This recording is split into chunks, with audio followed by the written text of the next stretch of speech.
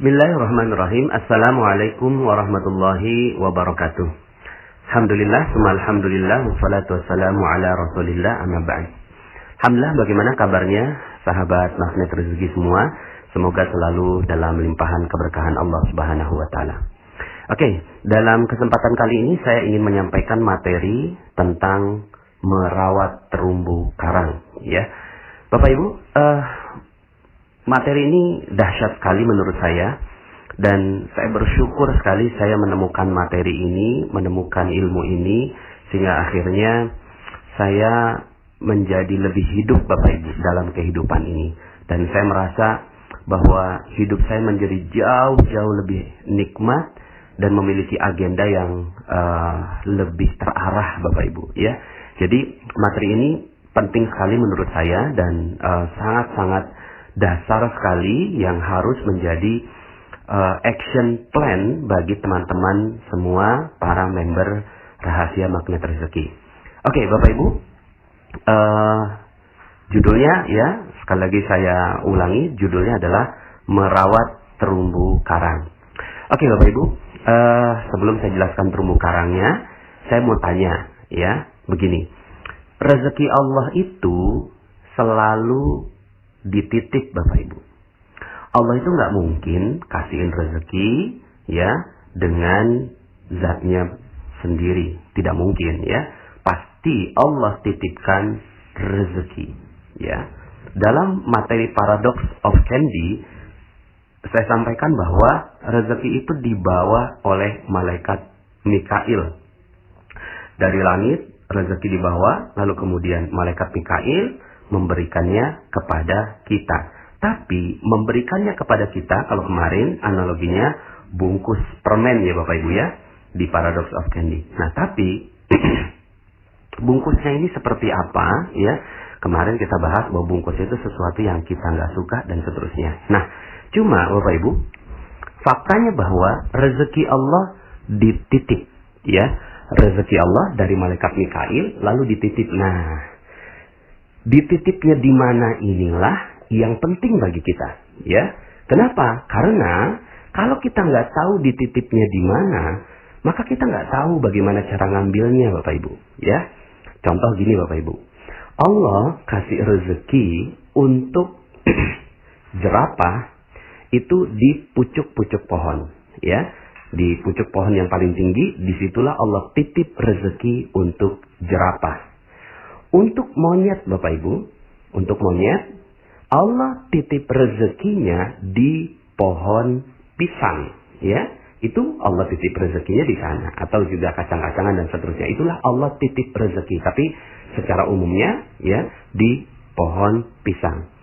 Allah titip rezeki untuk ikan yang ada di laut, di mana? Di terumbu karang, ya. Makanya ini materinya saya kasih judul merawat terumbu karang. Maka hewan-hewan ini cerdas Bapak Ibu. Mereka memiliki insting yang Allah Subhanahu wa taala berikan pada mereka. Kalau Anda tanya, Anda bisa berbicara seperti Nabi Sulaiman gitu ya. Kalau tanya kepada jerapah, "Hei jerapah, di mana rezeki kamu dititip?" Pasti dia bisa jawab. Di mana? Di pucuk pohon. Kalau tanya kepada monyet, "Hei monyet, rezeki kamu di mana?" Di pohon pisang, begitu, ya. Kalau ditanya kepada ikan, "Wahai ikan, kamu rezekinya di mana?" Ya. "Oh, rezeki saya adanya di terumbu karang." Maka ikan-ikan ini dan hewan-hewan ini cerdas Bapak Ibu. Mereka merawat tempat di mana rezeki mereka berada. Kalau ada jerapah yang ngancurin pucuk pohon, ini namanya jerapah yang nggak cerdas Bapak Ibu ya. Kalau ada monyet yang ngancurin pohon pisang, berarti ini monyetnya nggak cerdas dan nggak mungkin itu terjadi ya. Kalau seandainya ada ya ikan yang menghancurkan terumbu karang, ini namanya ikan yang nggak cerdas ya. Nah, kenapa mereka cerdas? Karena mereka semua mengerti di mana letak rezeki mereka. Di mana Allah titipkan rezeki untuk mereka. Nah, sekarang unik Bapak Ibu ya. Saya mau tanya pada Bapak Ibu ya. Saya mau tanya sama Bapak Ibu. Bapak Ibu, rezeki Bapak Ibu dititip di mana? Ada yang bisa jawab? Ya. Rezeki ibu dan bapak dititipnya di mana? Kan Allah titip rezeki. Nah, sekarang saya mau tanya nih, rezeki bapak ibu dititip di mana? Uniknya bapak ibu, sebagian besar yang saya tanya tentang pertanyaan ini, banyak yang nggak bisa jawab loh bapak ibu.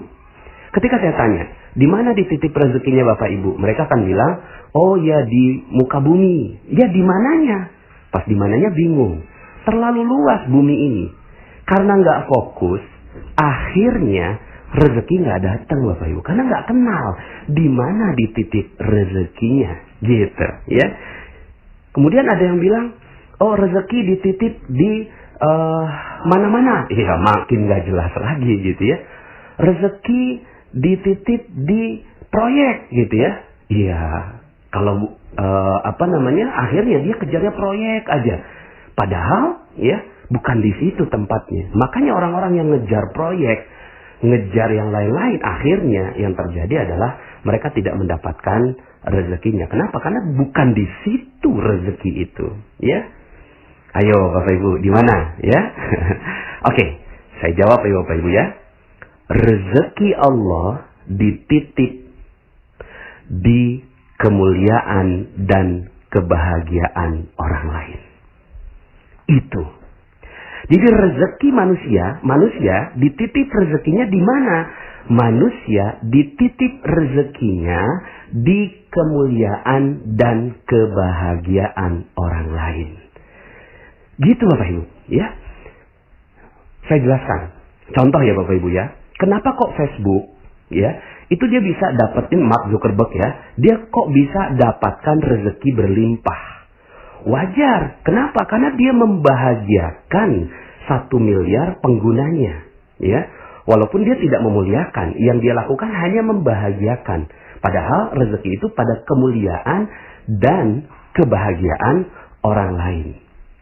Ya. Kemudian Google juga membahagiakan orang lain, memberikan data. Bill Gates, dia membahagiakan orang lain dengan produk Microsoft-nya dan seterusnya. Maka wajar mereka mendapatkan rezeki-rezeki yang berlimpah dari Allah Subhanahu wa taala, ya. Maka udah, yang perlu kita lakukan adalah bagaimana kita membahagiakan orang lain, gitu. Pertanyaan saya, berapa banyak orang yang Anda bahagiakan? Berapa banyak orang yang Anda bahagiakan? Ya, di situ letaknya rezeki. Jelas, kalau seandainya kita bahagiakan orang, orang pasti akan ingat kita. Ya, misalnya nih Bapak Ibu, ya kita punya produk. Kita punya produk datang ke orang lain, lalu kemudian kita perkenalkan produk itu. Tapi ya kitanya ini, hatinya kita ingin mengambil uang orang itu. Lalu kemudian tak ada sedikit pun perasaan bagi kita untuk membahagiakan dia. Kira-kira apa yang terjadi? Dia nggak mau beli Bapak Ibu. Mungkin produknya luar biasa, mungkin produknya hebat, mungkin produknya solutif. Tapi yang nawarin itu loh, jutek banget, judes banget. Kok saya merasa rendah di depannya dia. Enak aja gue keluarin duit buat dia. Begitu Bapak Ibu. Maka yang dibeli oleh orang itu bukan produk. Sekali lagi, yang dibeli oleh orang lain bukan produk. Tapi orang akan membeli sesuatu dari kita ketika Anda membahagiakan orang lain. Ketika dia udah merasa bahagia, kok enak banget ya. Saya kok enak ya ngelihat wajahnya dia, senyumnya dia. Kok dia tulus gitu ya untuk memberikan kebahagiaan buat saya. Maka produk nomor 2 Bapak Ibu. Yang pertama adalah kebahagiaan dia. Dan akhirnya yang terjadi adalah ya, jangankan produknya Bapak Ibu, mungkin setelah itu ditambah. Mungkin Bapak Ibu pernah ya, kalau yang laki-laki ya, kalau saya karena laki-laki nyukur gitu ya, terus kemudian kok rasanya enak banget si tukang cukurnya ini nyukur gitu ya, kayaknya saya kasih lebih tuh ya, saya udah nggak peduli lagi dengan harganya, saya kasih lebih. Mungkin Anda pernah naik taksi, terus kemudian ada taksi yang supirnya tuh baik, ramah gitu ya. Terus kita tuh rasanya bahagia berada di dalam mobilnya. Maka yang terjadi adalah lebihnya kita kasih Bapak Ibu. Tapi saya pernah pengalaman ketika saya naik taksi, terus kemudian supirnya kok jutek banget gitu ya. Kok kayaknya, waduh saya nggak nyaman sekali sampai akhirnya, maaf Pak, saya harus turun gitu kan. Saya harus turun sekarang begitu ya. Saking saya nggak nyamannya berada di mobilnya dia karena pelayanan dia yang kurang ramah. Maka Bapak Ibu, fokus saja ya. Yang perlu Anda lakukan, rezeki Allah dititip di kemuliaan dan kebahagiaan orang lain ya. Saya sengaja ya urutkan kemuliaan ini di depan. Kenapa? Karena sebenarnya yang paling penting itu adalah kemuliaan orang, bukan kebahagiaan orang. Tapi kemuliaan itu tidak bisa didapatkan kalau orang lain tidak bahagia. Maka ya sudah gitu ya. Ini udah jadi kayak soulmate gitu ya. Kebahagiaan dan kemuliaan. Yang sayangnya ya beberapa di antara para orang kaya yang dilakukan membahagiakan tapi kurang memuliakan gitu ya. Nah kalau ini digabungkan memuliakan dan membahagiakan orang, wih, Masya Allah Bapak Ibu, rezeki Anda akan mengalir dengan deras pada Anda. Maka ada loh manusia gitu ya yang menghancurkan terumbu karangnya Bapak Ibu. Ikan menghancurkan terumbu karangnya ikan yang tidak cerdas Bapak Ibu. Tapi ada manusia yang menghancurkan kebahagiaan orang lain. Itu unik kan? Ya. Jadi ketika ditanya, rezeki kamu di mana? Nggak tahu. Tapi orang lain benci semua sama dia. Gitu ya. Istrinya dihancurkan perasaannya. Suaminya nggak dituruti dan nggak dihargai. Orang tuanya gitu kan. Sampai nyesal melahirkan dia. Sampai bilang, aduh ya Allah, saya nyesal sekali keluar air susu buat anak saya. Sekarang dia jadi anak durhaka. Hei, ayo lihat. Ya. Bagaimana mungkin Anda bisa bahagiakan customer Anda? Bagaimana mungkin Anda bisa bahagiakan orang lain? Bagaimana mungkin Anda bisa bahagiakan siapapun di muka bumi ini? Kalau istri Anda, suami Anda, anak Anda, orang tua Anda tidak bahagia dengan kehadiran Anda. Maka yang perlu dilakukan bukan cari rezeki Bapak Ibu. Sekali lagi, ini ilmu magnet rezeki Bapak Ibu ya. Tapi bukan rezekinya yang kita ambil. Tapi setelah dengarkan materi ini, maka yang perlu Anda lakukan adalah Anda mengagendakan orang-orang yang ada di sekitar Anda untuk dibahagiakan dan dimuliakan Bapak Ibu ya. Dimuliakan dan dibahagiakan. Muliakan orang tua kita. Muliakan istri kita. Muliakan suami kita. Ya. Muliakan customer kita.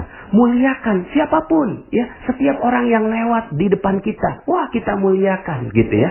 Sampai begini Bapak Ibu. Misalnya nih ya. Anda jalan. Kemudian naik mobil ya. Naik mobil. Di sebelah Anda ada, mohon maaf. Ada bencong gitu ya. Ada gay, ada orang yang bermaksiat gitu ya Bapak Ibu ya. Terus kemudian apa yang ada dalam pikiran Anda?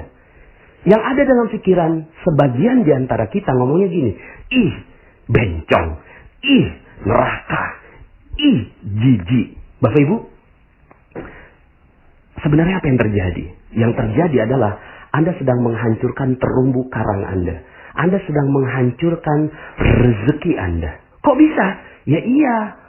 Ya, Anda nggak muliakan dia. Loh bagaimana memuliakan? Oh dia bencong, dia gay. Bagaimana bisa dimuliakan?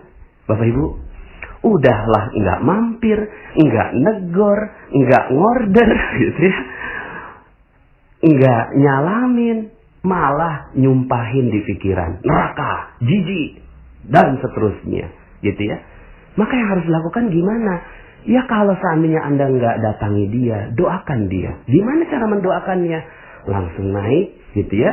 Atau nggak usah pakai tangan, juga pakai pikiran juga udah jadi doa. Ya Allah, muliakan dia.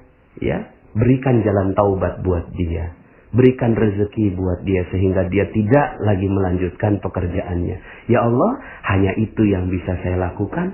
Tolong ya Allah, bantu dia. Udah, selesai. Anda aman Bapak Ibu, ngelihat bencong di pinggir jalan, ngelihat gay di pinggir jalan, Anda selamat pikiran Anda.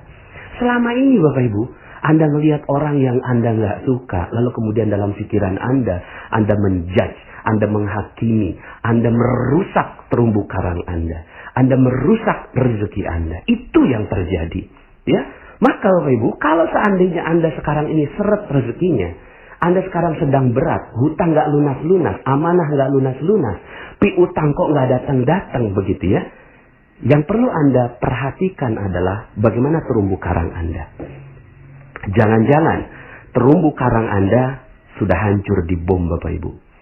Ya, siapa yang ngebom? Anda sendiri. Anda bom. Itu terumbu karang seperti nelayan yang mengebom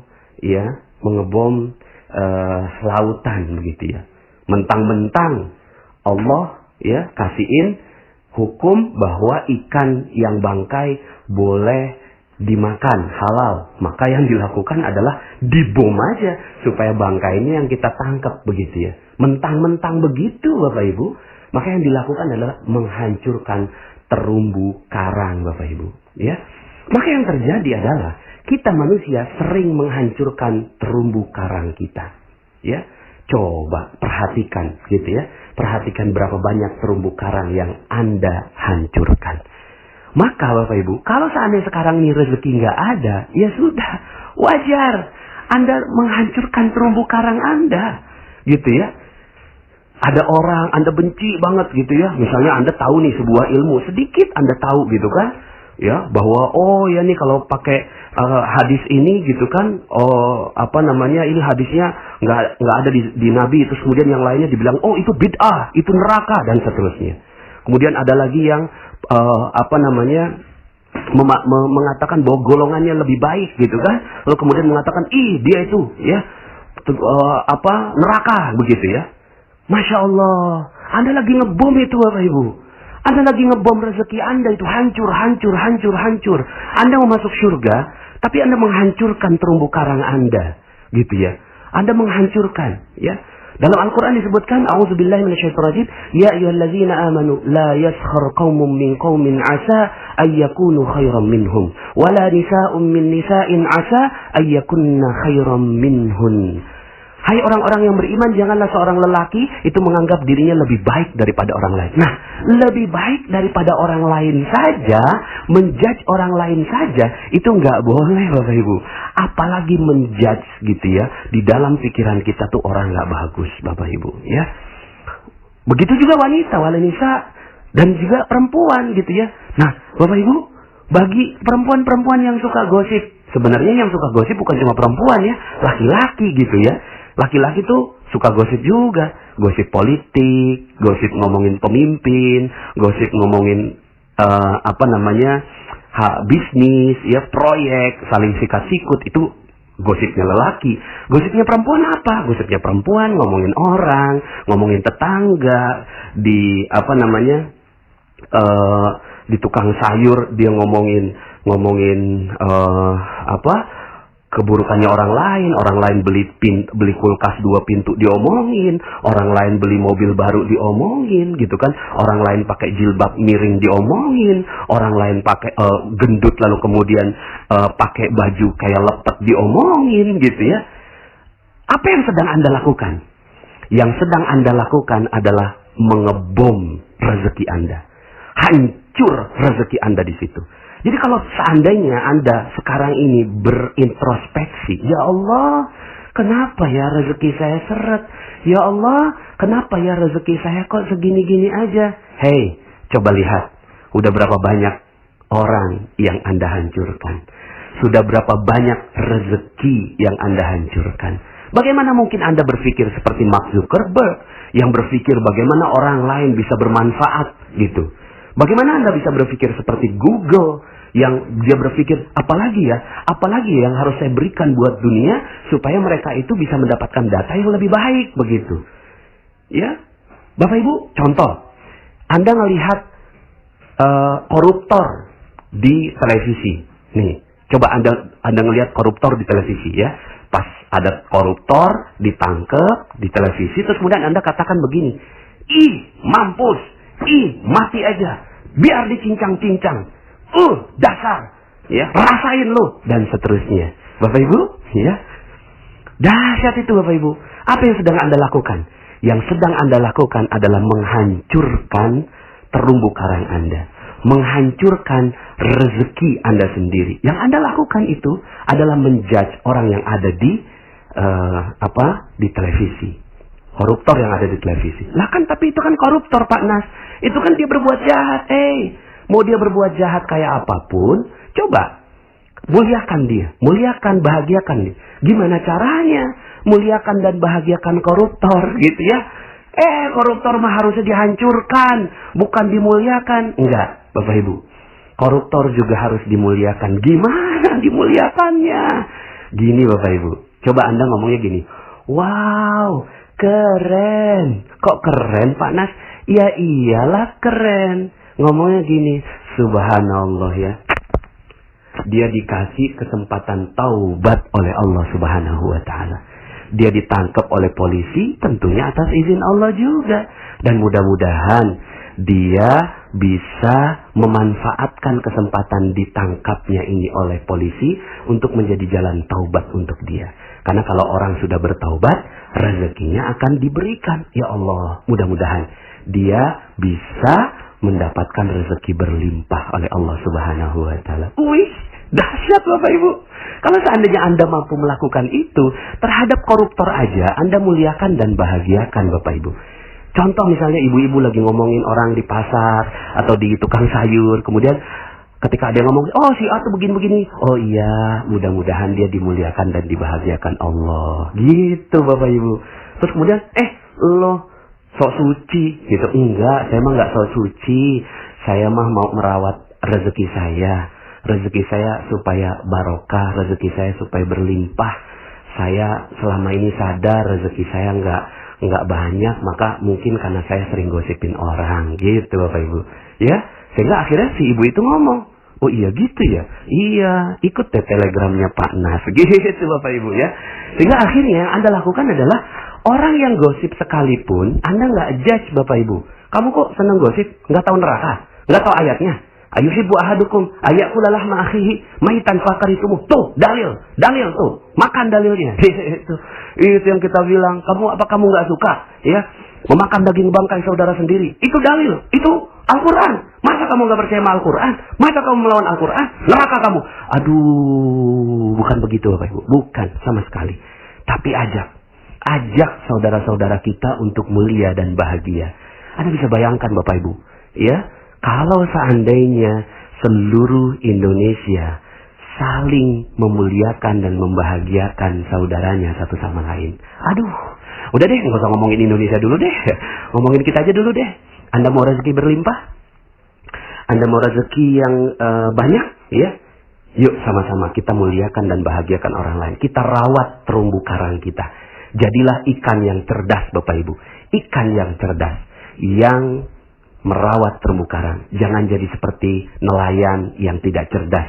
Yang udah tahu rezekinya di laut malah dihancurkan. Ini udah Masya Allah gitu ya. Jadi Bapak Ibu, di mana Allah titip rezeki? Di mana Allah titipkan rezeki untuk manusia? Di kemuliaan dan kebahagiaan orang lain. Mulai dari sekarang, lihat orang sekitar Anda. Lihat orang-orang di sekitar Anda. Mungkin sekarang ini Anda sedang mendengarkan dengan suami Anda. Tatap matanya, tatap wajahnya. Katakan, aku mencintaimu karena Allah. Begitu Bapak Ibu.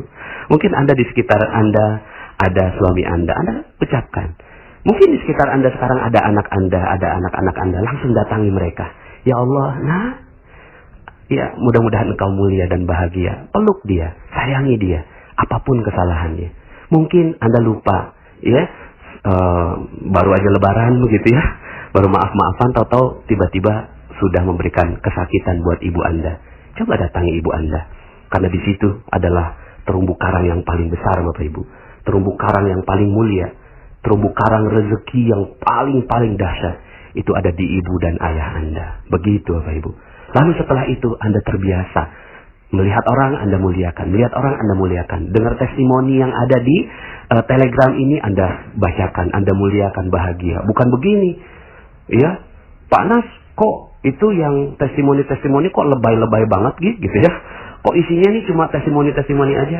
Jangan, doakan ya Allah, ya Muliakan dan bahagiakan semua orang-orang yang ada di channel Telegram ini. Gitu Bapak Ibu. Nah kalau udah itu yang terjadi Bapak Ibu akhirnya wajahnya juga jadi jauh lebih mudah tersenyum. Gitu. Jadi jauh lebih mudah tersenyum. Ada aura, energi yang keluar dari diri Anda. Sehingga akhirnya ketika Anda jalan ke toko Anda, buka toko Anda dengan senyum, ada konsumen datang. Lalu kemudian, ya Allah, bagaimana saya memuliakan dan bahagiakan dia. Begitu Bapak Ibu. Udahlah, nggak usah. Rezeki mah itu nomor 2. Muliakan dan bahagiakan.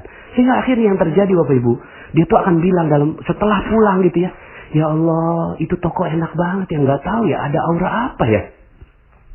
Kok saya pengen banget gitu ya. Seandainya ada yang tawarin yang jauh lebih murah, saya nggak mau.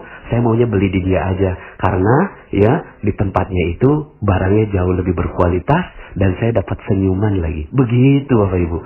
Jadi Bapak Ibu, ya muliakan semua orang. Semua orang. Gitu ya. Semua orang. Agendakan. Sehari ini, ketika mulai pagi hari, maka agenda Anda bukan untuk mencari rezeki Bapak Ibu. Untuk cari uang, untuk bekerja bukan. Tapi agenda Anda, pergi dari rumah Anda, yang Anda lakukan adalah bagaimana saya memuliakan dan membahagiakan orang lain. Dari situ baru rezeki Anda akan mengalir pada diri Anda. Mungkin ada yang bilang begini, ya Allah Pak Nas, saya baru dapat materi ini, saya sadar terumbu karang saya ini udah hancur gitu ya. Saya selama ini menzolimi, merusak hubungan saya dengan orang lain. Nggak apa-apa Bapak Ibu, tenang aja. Santai kok, santai. Anda kan baru tahu mungkin ya ilmu ini. Ya, apa yang perlu lakukan? Yang perlu lakukan adalah tenang aja. Terumbu karang masih banyak. Terumbu karang masih banyak. Muliakan orang yang bisa Anda muliakan. Bahagiakan orang yang bisa Anda bahagiakan di sekitar Anda. Di sekitar Anda. Mulailah sekarang. Mulai pelan-pelan merawat terumbu karang.